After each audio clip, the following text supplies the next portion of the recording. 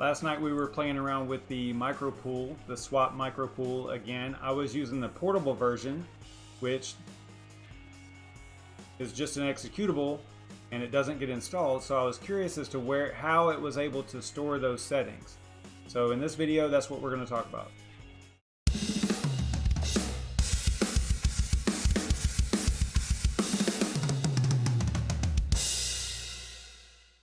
So if you have no idea what we're talking about, you would go back over to my channel, and there were a couple of videos on SWAP Micropool that I've done in the past couple of days, and I had shown that I was running the just the portable version of the SWAP Micropool, just this executable right here. And it was still able to store my settings. So in other words, I didn't have to, each time I ran it, I didn't have to put in the host, my address, the port, any of the ports or anything. Each time I launched this, so I'll close it right now and relaunch it. Even though it's just an executable and it's just a portable version, it still remembers all the settings. So how does it do that?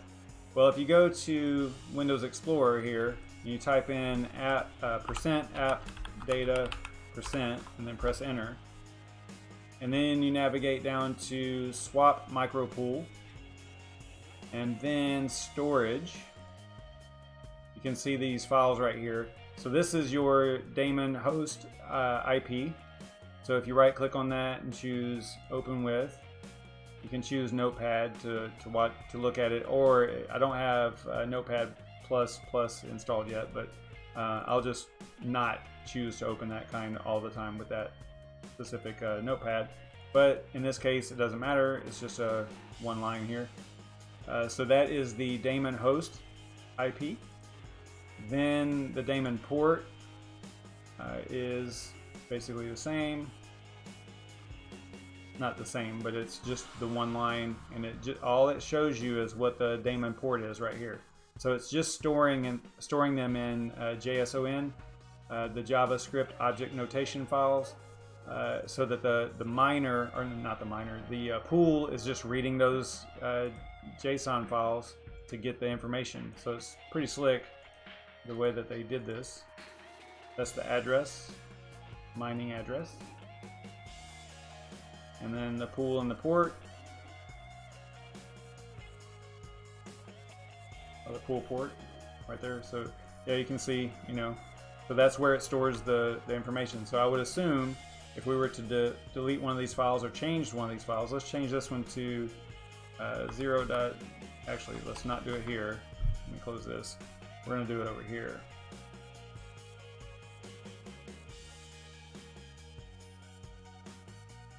Yeah, see how it took it out now? So there's nothing in here because I just erased it. So I'm going to go 0.0.0.0, save, and we'll go and relaunch that. I have to get back out to where I was. Now whenever it launches, it will have you know what? I did notice something though. If you run the portable, it looks like it asks each time to get through the firewall. So maybe the setup version, the one that actually gets installed, might maintain that setting. So, but yeah, you can see right here, daemon host. That's what we input, and this is like a broadcast address, so it's still going to work.